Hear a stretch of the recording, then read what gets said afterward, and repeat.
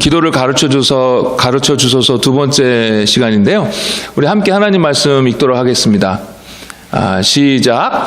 그러므로 너희는 이렇게 기도하라. 하늘에 계신 우리 아버지여, 이름이 거룩히 여김을 받으시오며 나라가 임하시며 뜻이 하늘에서 이루어진 것 같이 땅에서도 이루어지이다. 오늘 우리에게 일용할 양식을 주시옵고 우리가 우리에게 죄 지은 자를 사하여 준 것 같이 우리 죄를 사하여 주시옵고 우리를 시험에 들게 하지 마시옵고 다만 악에서 구하시옵소서. 나라와 권세와 영광이 아버지께 영원히 있사옵나이다. 아멘. 지난 한 주간 여러분 기도의 골방에 자주 들어가셨는지 모르겠네요. 예수님께서 하나님께로만 집중할 수 있는 이 골방에 들어가서 은밀하게 보시는 하나님께 기도하라라고 저희들에게 그 기도의 방법을 알려주셨습니다. 그때도 말씀드렸지만 따로 골방이 있어서 기도할 수 있으면 따로 골방이 있어서 기도하면 좋겠지만 설령 그런 장소가 없더라도 사람을 의식하지 아니하고 하나님께로만 집중할 수 있는 장소이면 설령 다른 사람들과 함께 기도한다 하더라도 아무 상관이 없다라고 제가 말씀드렸습니다. 아무튼 저희들이 이 기도의 장소, 즉 골방을 정하여서 하나님께 나아가 기도하여야겠습니다. 이것이 예수님께서 알려주신 방법입니다. 너무 뻔한 이야기지만요, 예수님께서 이렇게 알려주실 때에 그것에 순종하는 것이 그리스도인의 당연한 것이고, 또 그렇게 순종할 때에 하나님께서, 이 예수님께서 약속하신 것을 실제적으로 구체적으로 경험할 수가 있게 되는 것입니다. 세상에 어느 신이 그렇게 사람의 기도를 귀담아 들어준답니까? 애쓰고 정성 들여야 줄까 말까 해서 아직도 우상을 숭배하는 사람들은 찬물로 이 새벽에 목욕을 하고 또 물 떠다 놓고 비나이다 비나이다 하면서 기도하지 않습니까? 물론 그것이 신도 아니지만 아무튼 그렇게 정성을 들여야 된다고 들어야 신이 들어준다고 하는데, 우리 하나님은요 그냥 골방에 들어가기만 하면, 거기서 진심으로 우리 하나님께 말씀만 드리면 하나님께서 다 들어주신다라는 것입니다. 그런데 그렇게 기도하지 않을 이유가 무엇이 있겠습니까? 그러니 혹시 지금까지 그러하지 못하셨다면 꼭 예수님의 말씀대로 기도의 골방에 들어가시길 바랍니다. 예수님께서 이렇게 골방에 들어가 기도하라 라고 하시고서 기도의 내용에 대해서 알려주시는데요, 그러기에 앞서서 예수님께서 알려주신 이 기도가 얼마나 중요한 위치에 있는지, 얼마나 중요한 것인지 잠깐만 나누고자 합니다. 예수님께서 가르쳐 주신 이 기도문, 이 주기도문이 저희들이 대하고 있는 마태복음 외에도 이 누가복음에서도 나오는데, 거기에 보면 예수님께서 왜 기도를 알려주시게 되었는지 그 상황이 설명되어져 있는데 한번 보시겠습니다. 누가복음 11장 1절인데, 예수께서 한 곳에서 기도하시고 마치심에 제자 중 하나가 여짜오되 주여 요한이 자기 제자들에게 기도를 가르친 것과 같이 우리에게도 가르쳐 주옵소서. 그러니까 제자들이 예수님께 기도를 가르쳐 달라고 요구를 한 것입니다. 그런데요, 유대인들은 어렸을 때부터 기도를 배우고 기도를 해왔던 사람들입니다. 아무리 예수님의 제자들이 못 배운 사람이라 했다 할지라도 그들도 유대인이고 어렸을 때부터 기도문을 외우고 또 계속해서 기도해왔던 사람들입니다. 그런데 이 제자들이 새삼스럽게 예수님께 기도를 가르쳐 달라고 하는 것입니다. 왜 그럴까요? 그때 당시 바리새인들, 또 열심당원들 등등 이렇게 좀 경건의 운동을 했던 사람들, 이 무브먼을 했던 사람들은 이 자기네들의 그 운동의 핵심 사상, 신학, 이상 등을 담아가지고 그것을 기도문으로 만들었습니다. 그것이 그때 당시 무브먼을 했던 그 사람들에게 있어서는 흔히 있던 일이에요. 이와 마찬가지로 세례 요한도 아마 자기 제자들에게 기도문을 만들어 주었던 것 같습니다. 세례 요한은 회개의 세례를 베풀지 않았습니까? 이제 하나님 나라 심판이 곧 임하게 될 텐데 회개하라, 그리고 회개의 표시로 세례를 받아라 라는 것이었습니다.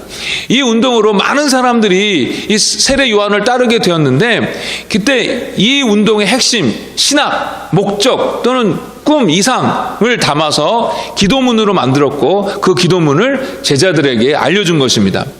저희 교회의 사명 선언서가 뭔지 아십니까? 오직 은혜로 교회는 사람들을 하나님을 사랑하는 성령 충만한 예수님의 제자로 삼아 하나님께 영광을 돌리기 위하여 존재한다. 이거입니다. 이것이 저희 교회의 존재 목적이고 이유이죠. 그런데 제가 지난주에도 말씀드렸지만 제가 밤마다 기도할 때 이렇게 기도합니다. 하나님, 저희 오직 은혜로 교회 사람들을 하나님을 사랑하는 성령 충만한 예수님의 제자로 삼아 하나님께 영광 돌리는 교회가 되게 해주세요 라고 이렇게 밤마다 기도를 합니다. 즉 저희 교회의 사명 또는 존재 목적이 기도문으로 지금 바뀐 것이죠. 그래서 반대로 이 기도문을 들으면 우리 교회의 존재 목적, 사명, 꿈이 무엇인지를 알게 되는 것입니다. 마찬가지입니다. 세례 요한도 그렇게 회개운동의 목적, 신학 등을 담아서 기도문으로 만들어준 것입니다. 그런 상황에서 제자들이 지금 예수님에게 우리도 좀 그런 기도문을 좀 만들어주세요 라고 요구했던 것입니다. 그러니까 제가 지금 무슨 말씀을 드리려고 하냐면 예수님께서 가르쳐 주신 이 기도문에는 예수님께서 전하시는 그 하나님 나라의 핵심이 들어있다라는 것입니다. 예수님의 가르침과 사역의 전체 요약이 거기에 담겨 있다라는 것입니다. 한국에 나온 세계적인 신학자라고 한다면 김세윤 박사라고 하시는 분이 있습니다. 바울 신학으로 세계적으로 유명하신 분인데 이분이 쓴 책을 보면은 마태복음에서도 이 주기도문의 중요성을 이 문학적인 구조 자체에서도 살펴볼 수 있다라고 이야기를 합니다. 마태복음 5장에서 7장까지 제가 산상수훈이라고 말씀을 드렸는데요. 이 산상수훈 중에서도 가운데 부분에 이 종교적인 행위에 관한 부분이 나와 있는데 그 중에서도 제일 가운데에 기도가 나와 있는데 거기에서 이 주기도문을 지금 이 마태가 거기에 집어넣은 것입니다. 그러니까 지금 마태복음의 저자가 치밀하게 산상수훈 중에서 이 하나님 산상수훈 중에 즉 하나님 나라의 백성에 대한 예수님의 가르침 중에서 가장 핵심적인 이치에 이 주기도문을 넣은 것입니다. 그래서 이 주기도문이 하나님 나라 백성의 삶에 있어서 가장 근본 도리이다. 제자도에 있어서 가장 중심이다라는 것을 알려주고 있는 것입니다. 예수님의 제자들이 이 예수님께 기도문을 요구한 것을 봐도 그렇고 이 마태복음 안에서 주기도문의 그 문학적인 위치를 봐도 그렇고 예수님께서 가르쳐 주신 이 기도는 우리 성도들에게 있어서 이 제자들에게 있어서 아주 핵심적인 기독교 신앙을 담고 있다라는 것입니다. 그렇기에 저희들이 이 주기도문을 잘 배워서 그 의미를 더 깊이 이해하고 그 가운데 우리의 기도가 성장하고 우리의 삶이 바뀌어야 하는 것입니다. 그러니 이제 여러분들 이제 주님의 말씀대로 이 기도의 골방에 들어가기 시작하셨는데 이제 무엇을 기도해야 될지 이제부터 좀 잘 배우면 좋겠습니다. 오늘 저희들이 잘 알고 있는 기도문은 하늘에 계신 우리 아버지여 라고 이렇게 시작이 됩니다. 그런데 원어적으로 보면요 그렇게 하늘에 계신이라고 시작되지 않습니다. 어떻게 순서가 진행되냐면요 아버지 우리의 하늘에 계신 거룩히 여김을 받으소서 이름이 당신의 그러니까 이제 그렇게 순서가 진행이 돼요.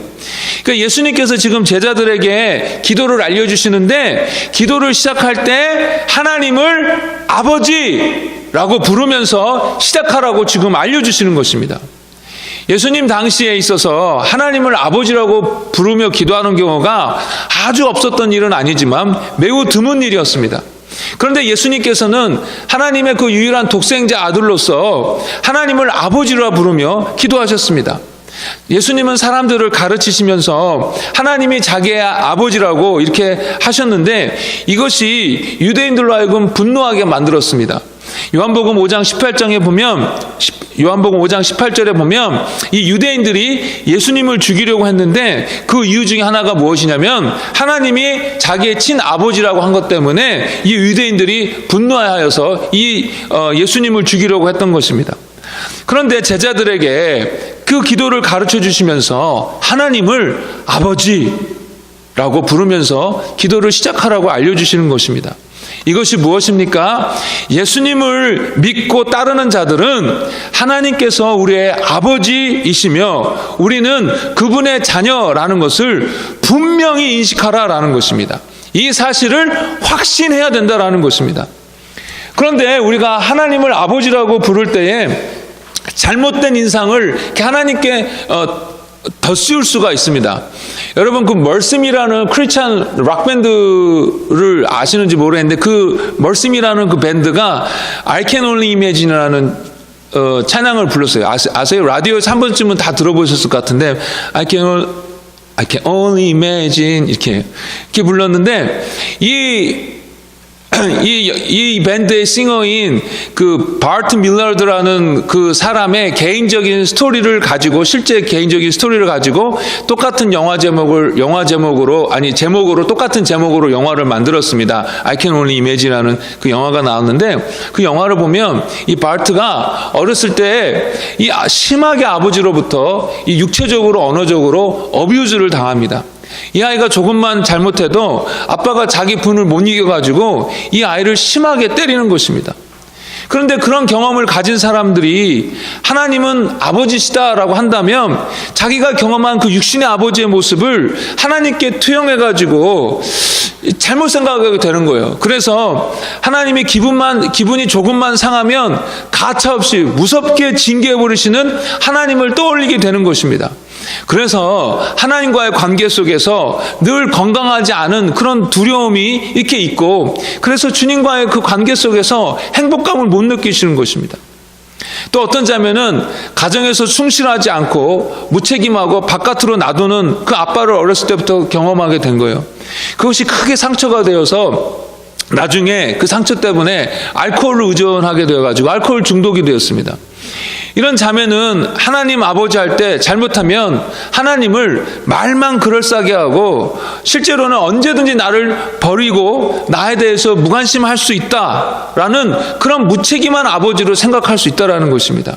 그래서 뭔 일이 좀 안 된다 싶으면 쉽게 하나님을 의심하고 쉽게 낙심하게 되는 것입니다. 그러나 하나님은 그런 아버지가 아니십니다.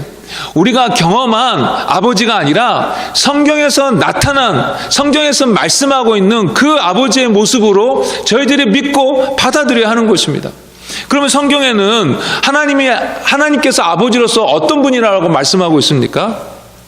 첫 번째로 오랫동안 기다려주시고 또 기꺼이 용서해 주시는 분이라고 말씀하고 있습니다. 여러분 돌아온 탕자의 비유 다 아시죠? 이 비유를 볼 때마다 정말 매번 마음이 짠한 것은 이 아버지의 모습입니다. 둘째 아들이 아버지에게서 유산을 타다가 돌아가시지도 않았는데 유산을 달라고 해가지고 그 유산을 타다가 타지에서 허랑방탕하게 다 그냥 소모해버리고 그러다가 결국은 갈 데가 없으니까 먹고 살기 힘드니까 결국 아버지의 집으로 돌아오게 되는데 이 아들이 아직 이 집에서 거리가 먼데 아버지가 먼저 발견하고 이 아들에게 달려가 목을 껴안고 입을 맞추는 것입니다. 무슨 말입니까? 이 아버지는 둘째 아들이 집을 나간 이후에 계속해서 그 집 밖에서 이 둘째 아들이 언제 오려나 하고 기다리고 있었던 것입니다. 그래서 멀리서 오는데 그것을 먼저 발견하고 달려간 것입니다. 그 아들에게. 그동안 주위 사람들은 어르신 이제 들어가세요. 몸 상해요. 그럼 망나니 같은 놈 못하러 기다려요. 그놈은 안 들어와요. 그러니 들어가세요 라고 했을 것입니다. 그러나 이 아버지는 그래도 아들을 기다리고 또 기다리는 것입니다. 자식을 낳아서 키워보니까 이 아버지의 기다리는 장면을 생각해 볼 때마다 가슴이 막 울컥울컥해지는 거예요. 그리고 드디어 그렇게 기다리던 둘째 아들이 저 멀리서 나타나니까 달려가서 목을 안고 입을 맞추는 것입니다. 이놈 잘 나타났다. 너 그 돈 다 어디다 썼느냐? 이 망할 놈아. 차라리 죽지 왜 나타났냐? 라고 했을 것 같은데 그렇게 하지 아니하고 그 더럽고 냄새나는 아들, 그리고 개판으로 살아왔던 그 아들을 조금도 망설임 없이 꼭 껴안습니다. 지금 이 아버지에게 있어서 가장 중요한 것은 죽었다고 생각했던 이 아들이 돌아와서 내 품에 안겨 있는 것입니다. 이 아들이 돌아오는 순간 이 아버지는 용서가 되는 거예요. 기꺼이 용서해 주는 것입니다. 이것이 하나님 아버지의 모습입니다. 하나님 아버지는 그렇게 기다려주시고 또 기꺼이 용서해 주시는 분이십니다. 우리가 언제 돌아오려나 기다리시고 또 우리가 잘못했습니다 했을 때 네가 한 것을 좀 생각 좀 해봐라 하지 아니하시고 오히려 잘못했습니다라고 하면서 주 앞에 돌아올 때에 그 하나님 안에 그 긍휼의 샘이 터지고 터져서 불쌍히 여기시고 용서해 주시는 것입니다. 그런 아버지이십니다. 혹시 아직도 저 멀리에서 방황하고 계시다면 그 애타게 기다리고 계시는 하나님 아버지의 품으로 두려워하지 마시고 돌아가십시오. 돌아가시면 우리 주님이 꼭 안아주십니다. 용서해 주시고 잘 돌아왔다. 두 번째로 하나님 아버지는 우리에게 모든 좋은 것을 주시고자 하시는 분이십니다. 에베소서 1장 3절에 보면은 하늘에 속한 모든 신령한 복을 우리에게 주신다라고 말씀하고 있습니다. 모든 것이라고 말씀하고 있습니다. 진짜 좋은 것은 한 개, 두 개 정도는 남겨놓고 나머지 줄만 한데 그래도 감사한데 그게 아니라 하나도 남김없이 모든 좋은 것 다 주신다고 하시는 것입니다. 왜 그렇습니까? 우리가 정말 하나님의 자녀이기 때문에 하나님은 다 주고 싶으신 거예요. 또 마태복음에는 구하는 자에게 하늘의 아버지께서 좋은 것을 주시지 않겠느냐라고 말씀하고 계시고 로마서 8장에는요 아들을 아끼지 아니하고 주신 분이 하나님께서 우리에게 안 주실 것이 무엇이겠느냐라고 말씀하십니다. 그래서 하나님 아버지는요 구해라 내가 주겠다 라고 말씀하여 주시고 그래서 오늘 본문처럼 기도하는 것을 알려주시는 것입니다. 하나님은요, 하나님 아버지는요, 한없이 저희들에게 주시고자 하시는 분이십니다. 세 번째로, 하나님 아버지는 우리가 성장하도록 도와주시는 분이십니다. 저희 집 아이들이 요즘에 그 동네 리그에 이렇게 들어가서 이제 농구를 하는데, 그러면서 이제 그 학부모들과 같이 좀 이렇게 어울리면서 대화를 하게 되는데, 얘기를 들어보니까, 이 자기 자녀의 운동에 올인을 하시는 부모님들이 꽤나 있더라고요. 저희 아들들은 이제 동네에 사는 리그인데 이 트래블 팀이라고 있습니다. 그래서 막 여기저기 이제 막 여행 다니면서 이제 이렇게 경기하고 하는데 그 팀에 소속해서 농구도 하고 축구도 하는 것입니다. 둘 다. 그러니 일주일 내내 이 아이 운동 뒷바라지 하느라고 부모가 정신이 없어요. 왜 그렇습니까? 우리 아이가 운동에 좀 소질이 있는데 그것이 좀 잘 발휘되기를 바라는 마음에 부모가 막 이렇게 여러 가지로 서포트를 하는 것입니다. 하나님도 마찬가지입니다. 하나님의 자녀된 저희들이 은사와 재능을 하나님의 영광을 위하여 정말 잘 발휘하고 무엇보다도 예수님을 닮은 모습으로 잘 성장하기를 원하시는 것입니다. 그래서 하나님께서는 당신의 영이신 성령을 저희들에게 보내오셔서 늘 우리와 함께하면서 저희들을 돕도록 하셨습니다. 또 말씀으로 가르쳐 주십니다. 또 저희들에게 주위 사람들을 붙여주시고 특별히 교회 공동체를 붙여주셔서 서로 함께 성장하도록 도와주십니다. 그리고 때로는 저희들이 죄 가운데서 불순종하고 고집을 피우면 징계도 하십니다. 이렇게 아버지로서 저희들이 잘 성장하도록 필요한 모든 것들을 공급하여 주십니다. 정말 물심양면으로 저희들을 도와주시는 것입니다. 그리고 마지막으로 말씀드리자면 이 하나님 아버지는 희생적으로 저희들을 사랑하십니다. 모든 것을 다하여 사랑하여 주셨습니다. 그 증거는 독생자 예수를 죽이시기까지 하셨다라는 것입니다. 로마서 5장 8절에 이렇게 말씀하고 있습니다. 우리가 아직 죄인 되었을 때에 그리스도께서 우리를 위하여 죽으심으로 하나님께서 우리에 대한 자기의 사랑을 확증하셨느니라. 우리가 의인이 아니라 죄인이었을 때 그럼에도 불구하고 먼저 사랑하셨는데 그 사랑이 어느 정도 좀 잘해주는 선에서 끝난 것이 아니라 자기의 하나밖에 없는 독생자 예수, 영원전부터 하나님 당신과 함께 하셨던 그 아들 예수를 십자가에서 처참하게 죽이시기까지 하시면서 저 여러분들을 그렇게 희생적으로 사랑하셨다라는 것입니다. 하나님은 정말 모든 걸 다 희생하셨습니다.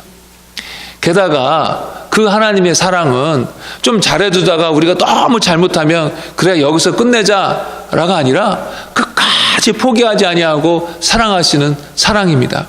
로마서 8장 38절에서 39절입니다. 우리 같이 한번 읽어볼까요? 우리 다음 거. 네, 시작.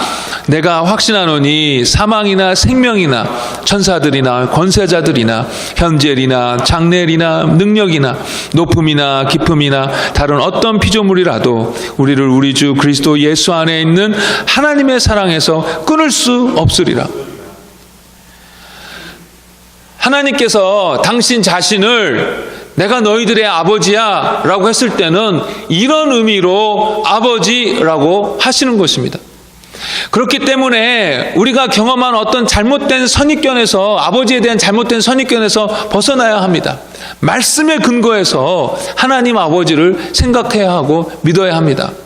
자녀가 엄마 아빠라고 부르면 얼마나 좋습니까? 얼마나 행복합니까? 아기가 태어나서 처음 하는 말이 이제 엄마 또는 아빠냐지 않습니까? 그래서 그게 사실 부모 사이에서 경쟁이 됩니다. 그러니까 엄마는 아이 붙잡고 계속 엄마 하고, 아빠는 아이 붙잡고 계속 아빠 하는 것입니다. 근데 이 아이가 그렇게 엄마 아빠 하면은 얼마나 기분이 좋은지요. 그래, 내가 네 아빠야, 내가 네 엄마야 하면서 뭉클한 감동이 확 가슴 가운데 밀려오는 것입니다. 제가 예전에 한번 나누었는데요, 오랫동안 불교를 열심히 믿었던 할머니가 계셨어요. 그런데 많은 분들이 기도해주고 도와주셔서 이 할머니가 이 복음이 증거되어지고 있는, 복음이 이렇게 전해지는 그 기도 모임에 참석하게 되었어요. 이 할머니는 그 모임에서 드디어 예수님을 영접하게 되었습니다. 그리고 이제 함께 기도하는 시간을 갖게 되었는데, 그때 제가 그 할머니 뒤에서 이제 기도를 해주게 되었어요.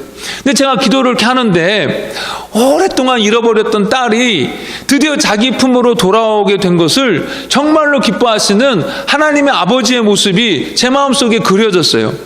근데 할머니는 이제 이미 눈물을 흘리면서 기도하고 계셨는데, 제가 할머니에게, 할머니, 하나님을 향해서 아버지라고 불러보세요.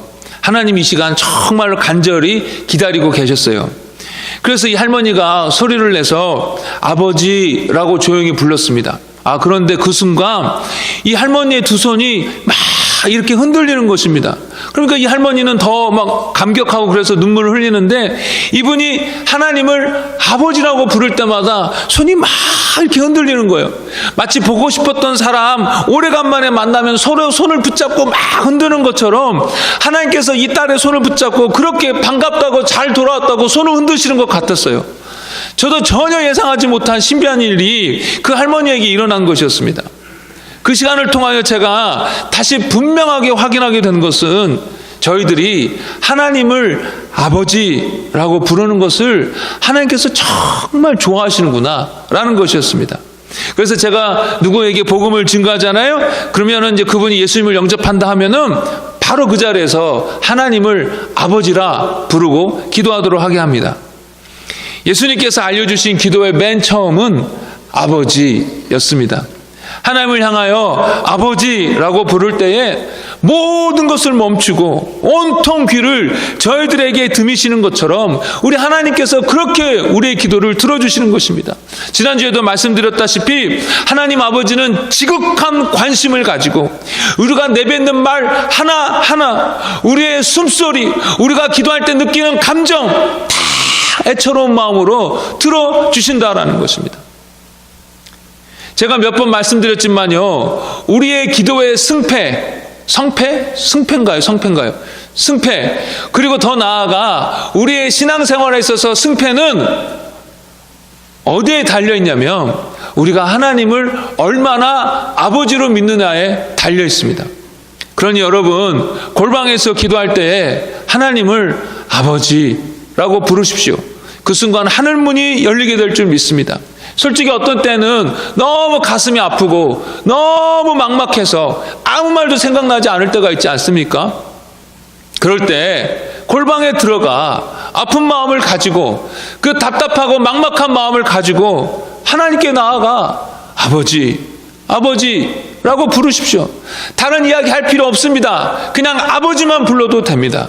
그렇게 아버지라고 부를 때에 우리의 모든 상황을 다 아시는 하나님께서 자기에게로 달려온 그 아들을 꼭 안아주시는 것처럼 저희들을 안아주신다라는 것입니다. 두 번째로 이 아버지 되신 하나님에 대해서 예수님께서 뭐라고 말씀하시냐면 하늘에 계신이라고 하십니다. 그때 당시 하늘이라고 한다면요, 이 세 개의 하늘이 있다라고 유대인들은 생각을 했었어요. 첫 번째 하늘은 이렇게 눈에 보이는 푸른 하늘을 첫 번째 하늘이라고 그러고, 두 번째 하늘은 뭐냐면 푸른 하늘을 넘어서 이 수많은 별들이 있는, 행성이 있는 하늘을 두 번째 하늘이라고 생각을 했고, 세 번째 하늘은 하나님이 계시는 하늘, 즉 천국을 이렇게 생각을 했었습니다. 그런데 하늘에 계신이라고 할 때에 예수님께서는 하나님이 아버지이시긴 하지만 동시에 우리의 인간을 초월하시는 분이시다라는 것을 저와 여러분들이 기억하기를 원하신 것입니다. 하나님은 모든 만물의 창조자이십니다. 그리고 모든 것들을 다스리고 계시는 분이십니다. 그렇다면 저희들이 그 하나님 앞에 나아갈 때 하나님의 하나님 되심을 인정하고 그 앞에 겸손해야 하는 것입니다. 아담과 하와가 지었던 최초의 죄는요, 사실 교만입니다. 이 교만은 자기네들이 하나님의 위치에 있고자 했던 것입니다. 이것이 모든 죄의 근본이고, 이 죄된 본성은 안타깝게도 우리 모든 사람들에게 유전되어 계속해서 내려오고 있습니다. 그래서 우리는 근본적으로 하나님을 거부하고 내가 하나님이 되고자 하는 그런 속성이 있어요. 죄된 속성이 있어요. 그러나 이제 예수님을 통해서 구원받은 사람들은 내가 하나님이 아니라, 내가 온 우주의 중심이 아니라 온 우주를 만물을 창조하시고 다스리고 계시는 그 하나님이 나의 하나님이요 저는 피조물입니다 라고 인정하는 사람들인 것입니다. 예수님은 하늘에 계신이라고 알려주면서 우리는 그분의 피조물이요, 그분의 주권 앞에 늘 순복하고 겸손해야 한다는 것을 기억하라고 하늘에 계신이라고 말씀하여 주신 것입니다. 두 번째로 하늘에 계신이라는 것을 생각해 볼 때 그분의 지혜와 능력이 우리의 것을 초월하신다라는 것을 기억하라라는 것입니다. 3살짜리 아이가 대학생이 배우는 수학을 이해하지 못했는데 그 대학 수학이 틀렸어요 라고 이 3살짜리가 이야기한다면 그거 참 우스운 일 아니겠습니까? 마찬가지로 온 세상을 만드시고 다스리시는 하나님의 지혜와 능력을 저희들이 어떻게 다 이해하겠습니까? 여러분, 세상을 이렇게 곰곰이 보면요, 하나님이 정말 살아계시는구나 라고 이렇게 믿어집니다. 움직이는 사람들 보면 너무 신기하고, 동물들 보면 너무 신기하고, 식물도 너무 신기하고, 저 자연을 보면 너무 신기하고, 저 멀리 떠 있는 별들을 보면 너무 신기하고, 이거는 도저히 저절로 우연히 생길 수가 없다라는 생각을 하게 되면서 분명히 창조자가 계신다라고 이렇게 생각을 하게 됩니다.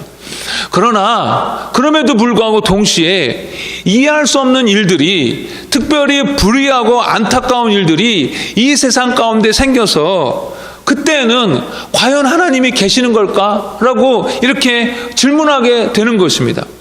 빌리 그레이엄 목사님 되게 유명하신 전도자 아니십니까? 근데 그분이 초창기에 사역할 때에 그분과 함께 탁월하게 사역했던 분이 누구냐면 템플턴이라는 분이십니다. 근데 얼마간 사역을 하다가 이분이 사역에서 떠나서 불가지론자가 되었습니다. 이 불가지론자가 이거 영어로는 agnostic이라고 하는데 무슨 뜻이냐면 신에 대해서 모르겠다, 신이 있는지도 없는지도 모르겠다라는 관점을 가진 사람들인데요. 이분의 마지막 쓰신 책 제목이 뭐냐면 Farewell to God, My Reasons for Rejecting the Christian Faith. 하나님께 작별을 공함, 내가 기독교 신앙을 거부하는 이유. 이 책 제목이 이거예요. 근데 그렇게 빌리 그레이엄 목사님과 함께 정말 탁월한 전도자였다가 이렇게 신앙을 버리고 불가지론자가 된 이유는 무엇이냐면 그 라이프 잡지라는 그에 실린 한 장의 사진 때문이었어요. 북아프리카에 정말 가뭄이 혹독하게 심할 때였는데 한 여자가 죽은 아이를 품에 안고 하늘을 절망적인 표정으로 바라보고 있는 그런 사진이었어요. 하나님이 정말 계시다면, 하나님이 정말 사랑의 하나님이라면 어떻게 이럴 수가 있느냐? 이 사람들에게 필요한 것은 단지 비, 그거 하나였는데 어떻게 이렇게 말라 죽도록 내버려 둘 수가 있는가? 이것이 이 템플턴 이분의 질문이었고, 이해할 수 없다 해서 결국은 신앙을 떠나버리게 된 것입니다. 정말 그렇습니다. 왜 하나님이 이런 비참하고 끔찍하고 무서운 비극이 일어나도록 내버려 두시는지 정말 모르겠습니다. 여러분, 성경에 나오는 욥 아시죠? 아마 인간이 경험하는 그 비극을 거의 다 한꺼번에 경험한 사람이 이 욥이 아닐까라는 생각이 드는데요. 전 재산을 한순간에 다 잃었습니다. 그리고 눈에 넣어도 아프지 않는 내 생명보다 귀한 자식들을 한날에 다 잃어버렸습니다. 다 죽었어요. 그리고 건강도 잃어가지고 몸에 피부병 때문에 기왓장을 가지고 자기 피부를 이렇게 벅벅 긁어야 됐습니다. 옆에 있던 아내도 떠나버렸습니다. 그리고 자기를 위로해 줄 것이라고 여겨졌던 친구들도 찾아와가지고는 계속해서 네가 무슨 죄를 지었으니까 이런 일을 당하지 하면서 계속해서 옆에서 정죄합니다. 그런 고통의 시간을 보내면서 욥은 계속 하나님을 향하여 말씀해달라고, 자기 억울함을 풀어달라고 요구합니다. 그리고 드디어 그 끝에 하나님께서 말씀하시는데 그 하나님께서 주시는 응답이, 그 말씀이 너무 생뚱맞습니다. 내가 땅의 기초를 놓았을 때에 네가 어디 있었느냐? 누가 그것의 도량법을 정하였느냐? 바다가 모태에서 터져나올 때 문으로 그것을 가둔 자가 누구냐? 등등 세상에 이런저런 아주 근본적인 그 것들을 물으시면서 너는 아느냐라고 질문하시는 것입니다. 또 질문을 더 가다 보면은 너는 이거 할 수 있느냐라고 질문하여 하십니다. 얼마나 엉뚱합니까? 그런데 하나님께서 이렇게 막 욥에게 질문하셨던 이유는 무엇이냐면 하나님의 지혜와 능력을 너희들이 다 헤아리지 못한다라는 것입니다. 때로는 그 고통의 이유를 이해할 수 없다라는 것입니다. 3살짜리 아이에게 대학 수학을 아무리 알려줘도 못 알아듣듯이 우리가 도저히 이해하고 감당할 수도 없다라는 것입니다. 이해할 수도 없고. 그러니 우리는 하늘에 계신 이 아버지의 지혜와 능력이 우리의 지혜와 능력, 우리의 것을 초월하신 분이시다라는 것을 인정해야 합니다. 다만 저와 여러분들이 이 상황에서 기억해야 할 것은 무엇이냐면 조금 전에도 말씀드렸다시피 저희들을 지극히 사랑하셔서 독생자 예수까지 죽이신 분이시다라는 것입니다. 그래서 우리는 이해가 되지 않더라도 어떻게 이런 일이 일어날 수 있는가 하는 일 속에서도 이 죄 많은 세상 속에서 하나님은 그분의 선하신 뜻을 이루고 계시고 있다라는 것을 믿으셔야 한다라는 것입니다. 그래서 하늘에 계신이라고 우리 예수님께서 알려주신 것입니다. 마지막으로 우리 예수님께서는 우리 아버지라고 알려주십니다. 저희들이 처음 예수를 믿게 되면서부터 우리는 구원받은 다른 하나님의 자녀들과 함께 더불어 신앙생활하게 되어 있습니다. 요즘 나 혼자 신앙생활 할래 하면서 가나안 성도라고 그러죠. 가나안 성도. 가나안 성도가 뭐냐면 안나가를 거꾸로 해서 가나안 그런 거예요. 그래서 한국에서 나온 말인데 이 가나안 성도가 한국에 그렇게 많다는 거예요. 저 혼자 인터넷으로 예배드리고 저 혼자 뭐 기도하니까 참 좋던데요. 교회에서 못 볼 꼴을 안 보고 피곤한 사람 안 마주치니까 너무 좋던데 하면서 혼자 이렇게 신앙생활 한다고 하는데 이거 하나님의 뜻을 잘 모르고 하는 이야기입니다. 이 세상에서 혼자 못하는 두 가지가 있다고 하는데 첫 번째로는 결혼이고요. 또 하나는 기독교의 신앙생활을 하는 것입니다. 이거는 혼자 절대로 못한다는 거예요. 하나님은 항상 다른 성도들과 더불어 신앙생활을 하면서 사랑하며 지내도록 하셨습니다. 그래서 그것이 우리의 기도 가운데 나타나야 된다라고 예수님께서 알려주시는 것입니다. 너 자신만을 위한 기도가 아니라 너가 속한 공동체를 위하는 마음으로 기도해야 된다라는 것입니다. 아버지 입장에서, 부모 입장에서 자녀가 구하는데 나만 내꺼 하면서 구할 때보다 다른 형제들의 필요를 같이 구하는 걸 보게 되면 부모가 얼마나 기쁘겠습니까? 예수님이 지금 그렇게 하라는 거예요. 그러면 우리가 여기서 우리 아버지라고 했을 때 이 우리의 범위는 어떻게 됩니까? 막막하게 전 인류를 위해서, 전 세계에 흩어져 있는 성도들을 위해서 기도합니까? 여기서 우리라고 했을 때에는 우리가 알고 있는 사람들, 내가 속한 공동체를 말합니다. 예수님께서 우리라고 했을 때에 이 우리는 이 우리에 대해서 아까 제가 말씀드린 것처럼 그렇게 막 좁게 한정할 필요는 없지만 실제적으로 나와 마주치고 나와 교제하고 나와 더불어 신앙생활하는 사람들, 그 범위에서 우리를 시작하라라는 것입니다. 내 곁에 있는 사람들, 내가 속한 공동체를 위해서 기도하지 않으면서 전 인류, 전 세계 교회를 위해서 기도한다는 것은 사실 구체적인 실천도 없고 그냥 허무한 이상만 있는 사람들의 특징입니다. 그래서 소그룹 모임에 있는 사람을 마음에 담고 우리 아버지라고 기도하고, 조금 더 나아가서 우리 교회를 내 마음에 담고 우리 아버지라고 기도하는 것입니다. 그리고 더 넓게 나아가서 이제는 지역에 있는 교회를 마음에 담고 우리 아버지라고 기도하면서 점점 이 관심과 사랑의 폭이 넓어져 가는 것입니다. 우리가 골방에서 기도할 때에 내 자식, 내 가정, 나만을 위한 기도로 끝날 때가 얼마나 많습니까? 이제 예수님께서는 우리를 위한 기도를 해야 된다라고 알려주시는 것입니다. 여러분, 내가 속한 소그룹, 내 교회부터 시작해야 되는 것을 여러분 꼭 기억하시길 바랍니다. 말씀을 정리하겠습니다.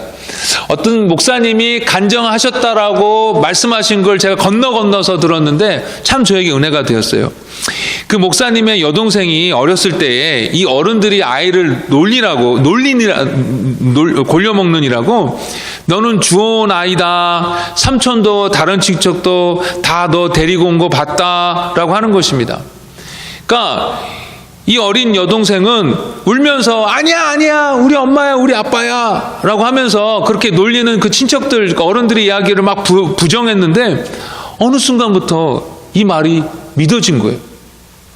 그러니까 여태까지 엄마로 알고 왔는데 그 엄마가 아줌마가 되고, 아빠로 얘기하는데 아빠가 아저씨가 된 거예요. 내 집인 줄 알았는데 이 집이 남의 집이 된 것입니다. 그러니 이 아이가 얼마나 힘들었겠어요. 그런데 그것을 알면 그렇게 힘들면서도 한 말도 안 하고 고등학교 졸업할 때까지 온 거예요. 그런데 하루는 엄마 친구가 놀러 왔는데 이 엄마 친구가 이 여동생을 보면서 너는 어떻게 너네 엄마 고등학교 때와 얼굴이 그렇게 똑같니? 라고 하더래요. 그럴 리가 없는데 난 엄마 딸이 아닌데? 그러면서 이 여동생이 엄마 옛날 사진을 첩을 다 뒤져본 거예요. 그래서 엄마 고등학교 때 사진을 찾았는데 정말 자기가 봐도 자기랑 똑같더래요, 엄마가. 그러더니 이 여동생이 엄마! 소리 지르면서 엄마에게 달려가서 붙잡고 엄마가 내 엄마야! 엄마가 내 엄마야 하면서 그렇게 울더랍니다. 조금만 잘못하면 집에서 쫓겨나지 않을까? 난 누구의 딸인가? 내 엄마는 어디 있는 걸까? 하면서 그렇게 마음 졸이면서 살았던 그 서러움이 그걸 아는 순간 한순간에 터져 나온 것입니다. 여러분, 그런데 여러분들은 어떠십니까? 이 여동생처럼 그렇게 생각하면서 신앙생활을 해오지는 않으셨습니까?